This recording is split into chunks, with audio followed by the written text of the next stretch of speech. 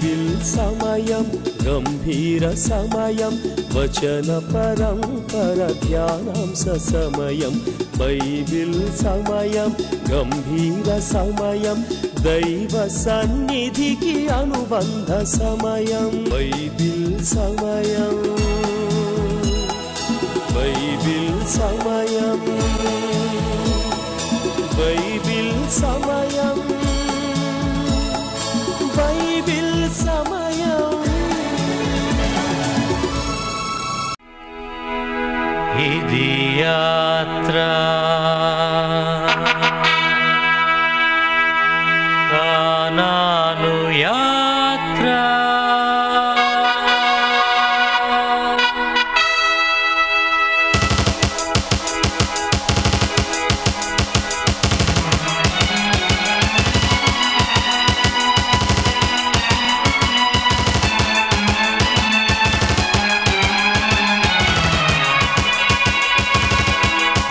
శూరుడు యెహోవా యుద్ధ వీరుడు యెహోషువా యెహోవా దిపత్యాన యెహోషువా నాయకత్వాన సాగిరుచిన యాత్ర కానాను స్వాధీన యాత్ర జయం జయం జయశీలువకే జయం జయం యెహోవాకే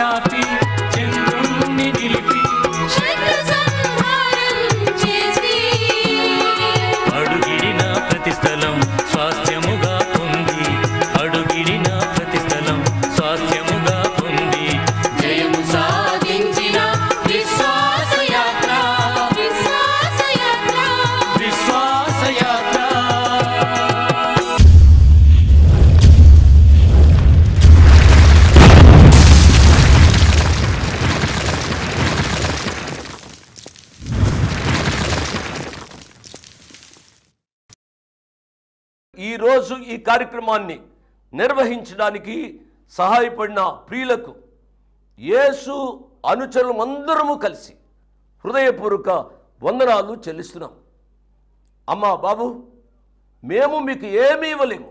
మా పక్షంగా దేవుడే మిమ్మలను మీ కుటుంబాలను నిండారుగా దీవించునుగాక. Praise the Lord. దేవుని నామానికి స్తోత్రం. సకాలానికి వచ్చిన మీ అందరికీ నా ప్రత్యేక ధన్యవాదాలు. ఇంటర్ సెకండ్ ఇయర్ బిడ్డలు ఎంసెట్కు ఏ రీతిగా సిద్ధపడుతున్నారు? బాగా చదువుకుంటున్నారా? ఎన్నిసార్లు రివిజన్ చేశారు? ముఖ్యంగా బైపీసీ బిడ్డలు ఎంతో కష్టపడాలి. మీరు కష్టపడితేనే కానీ మంచి ర్యాంక్ రాదు అనే విషయాన్ని నేను పదే పదే జ్ఞాపకం చేస్తున్నాను. మీ కొరకు మీ అమ్మ, మీ నాయన, మీ తోబుట్టువులు ఎంత కష్టపడుతున్నారో మీరు అర్థం చేసుకోవాలి. ఆ సత్యాన్ని మీరు గ్రహించి బాగుగా చదువుమని ఒక పెదనాయనగా, చిన్నాయనగా, అంకులుగా చెబుతున్నాను. తద్వారా మంచి మార్కులతో, మంచి ర్యాంకుతో మీరు పాస్ అయ్యి ప్రభువారిని మనమందరము కలిసి స్తుతించాలి. మంచిది. దాటుము యోర్దాను యాత్రికుడా 4 గడియలకే అతిథివి నీవిచ్చట.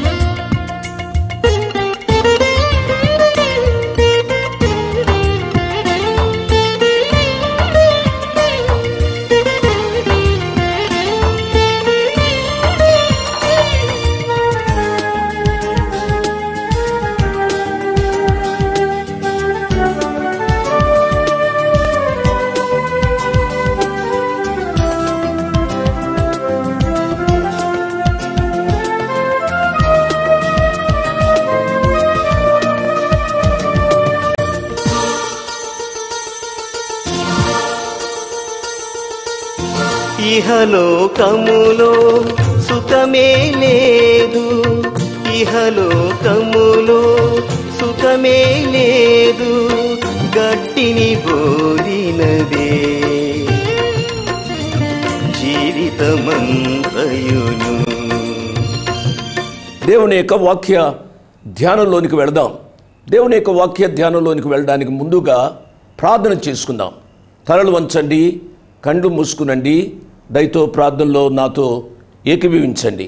కృపా సత్య సంపూర్ణుడు అయిన మా ప్రియ పరలోకపు తండ్రి, వందనాలు స్తోత్రాలు నాయనా. ఈ రాత్రి సమయంలో మా యవ్వన బిడ్డలను జ్ఞాపకం చేసుకుంటున్నాం. ముఖ్యంగా ఇంటర్ సెకండ్ ఇయర్ బిడ్డలు ఎంసెట్ కొరకై సిద్ధపడుతున్నారు నాయనా. మే 22న ఆంధ్రప్రదేశ్లో ఎంసెట్ రాయాలి. తదుపరి నైనా వెల్లూరు కొరకై కూడా మా ప్రియ బిడ్డలు సిద్ధపడుతున్నారు. మే 23న ఆ పరీక్ష రాయాలి.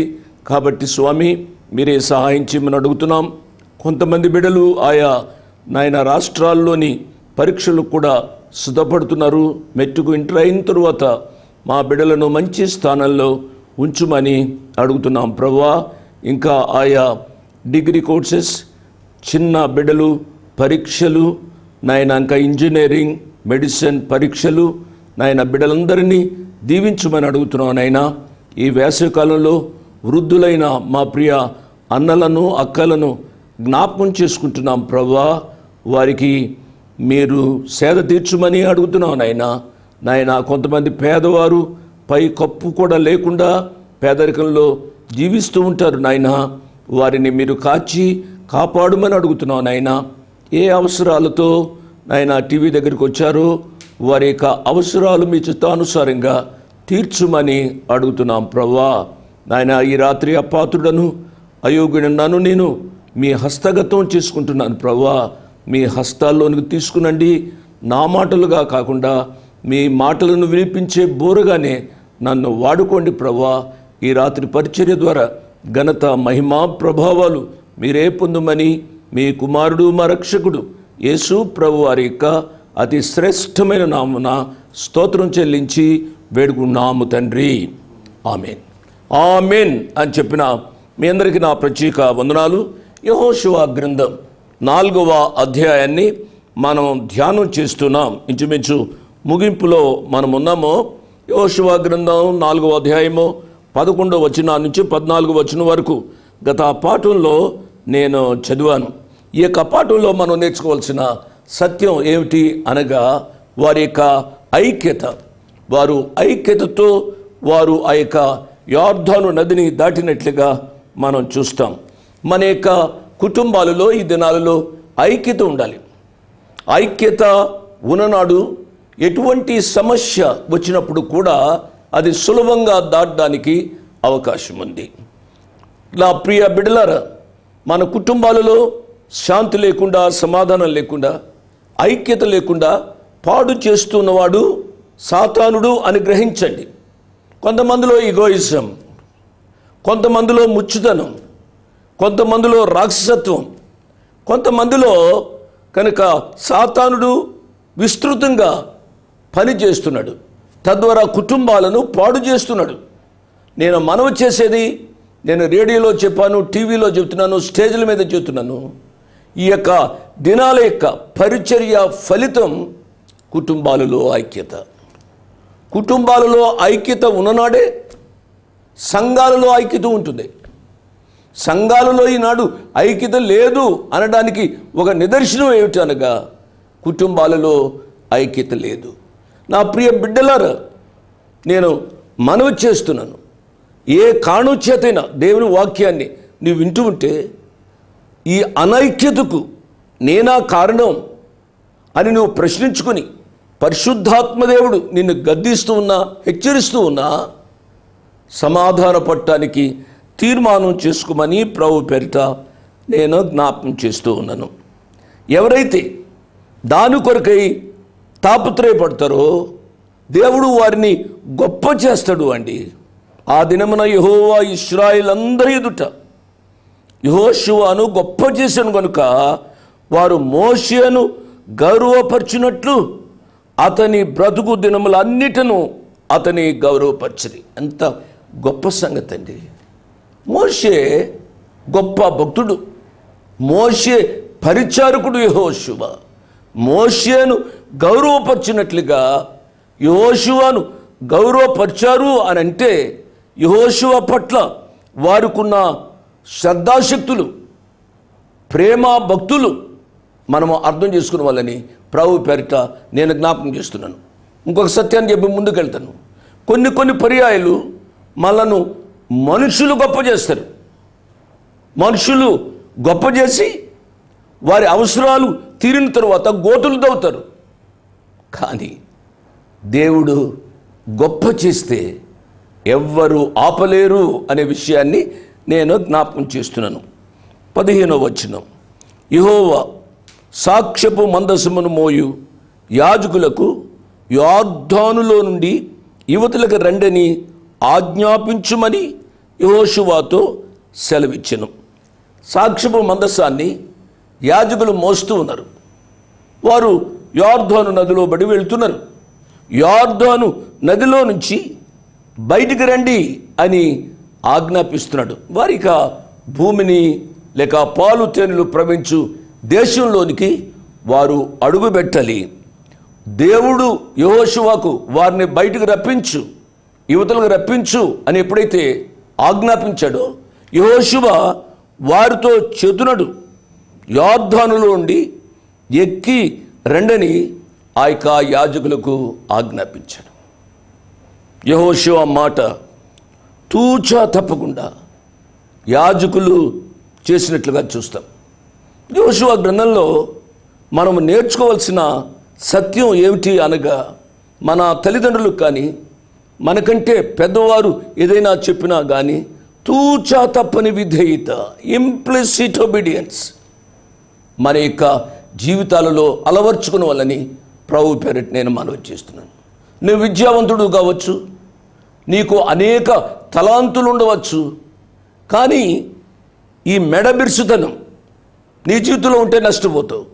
కాబట్టి నేను పదే పదే చెప్పేది ఏమిటనగా, implicit obedience to the elders.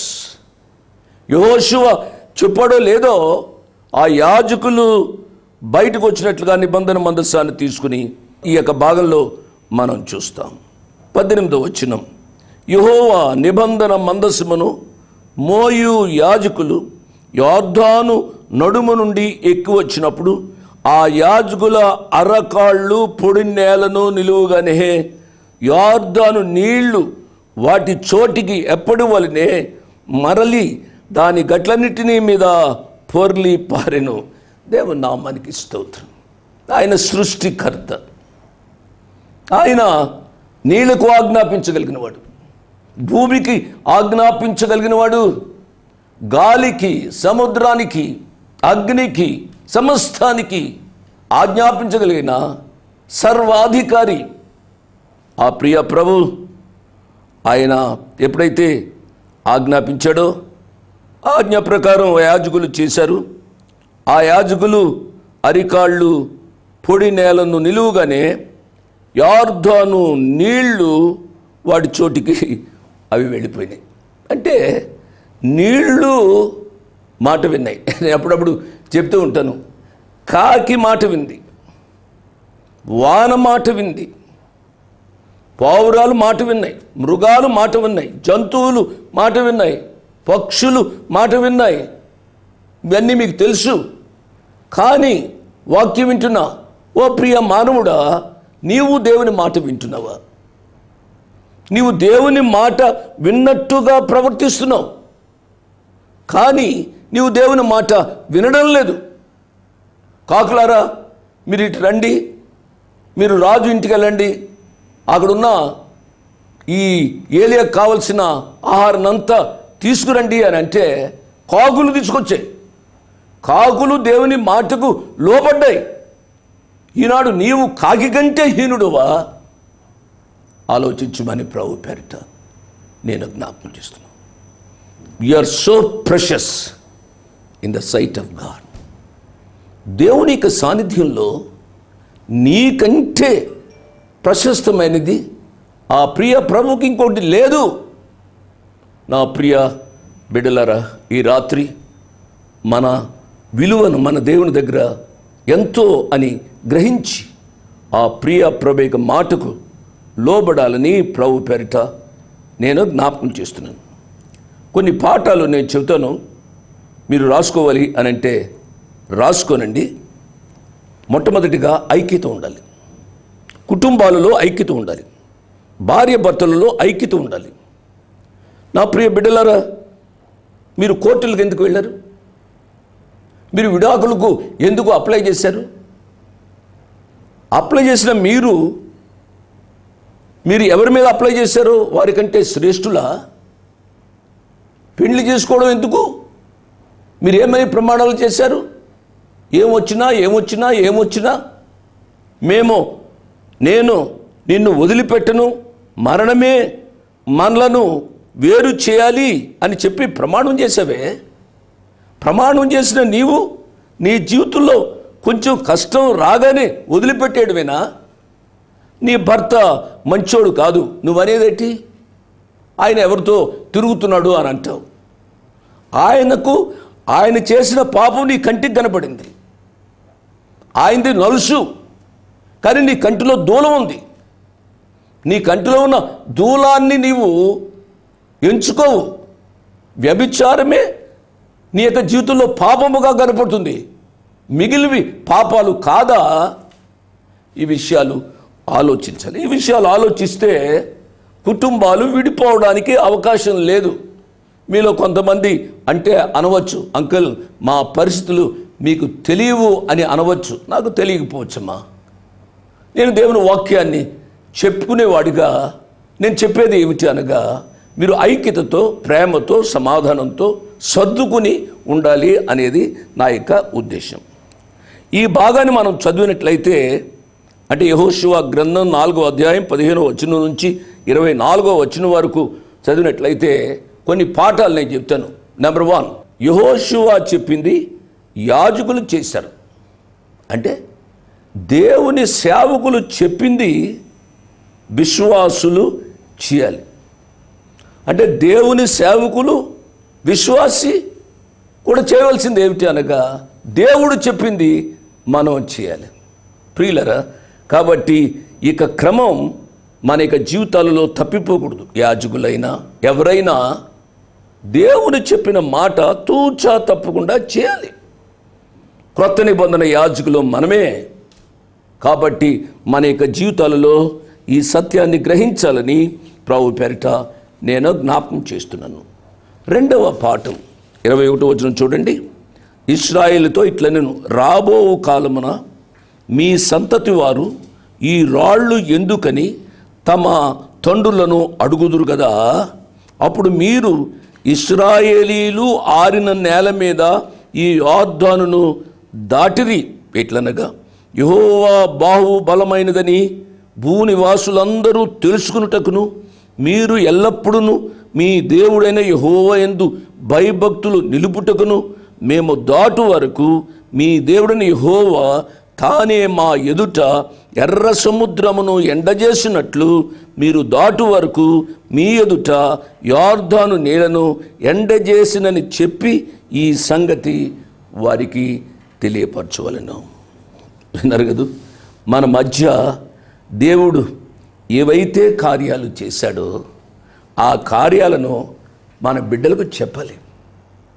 మన పేదరికం మన బిడ్డలకు తెలియపరచాలి. మన ఆధ్యాత్మిక జీవితంలోని కష్టాలు, నష్టాలు, ఆధ్యాత్మిక జీవితంలో దేవుడు చేసిన కార్యాలను మన బిడ్డలకు చెప్పాలమ్మా. మన బిడ్డలకు చెబితే మన బిడ్డలు విని వారు మంచిగా మారడానికి అవకాశం ఉంది. మన బిడ్డలను ప్రభు దగ్గరికి నడిపించవలసిన బాధ్యత మన మీదే ఉంది అనే సత్యాన్ని నేను జ్ఞాపకం చేస్తున్నాను.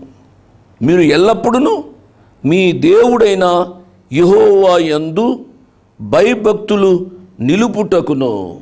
అవును, మనము ఎల్లప్పుడూ దేవుని యందు భయభక్తులు కలిగి ఉండాలి. భయభక్తుల గురించి చాలాసార్లు నేను చెప్పాను. కొందరి జీవితంలో భయం ఉంటుంది, భక్తి ఉండదు. కొందరికి భక్తి ఉంటుంది, భయం ఉండదు. కానీ భయభక్తులు మేళమించి ఒక విశ్వాస యొక్క జీవితంలో ఉండాలి.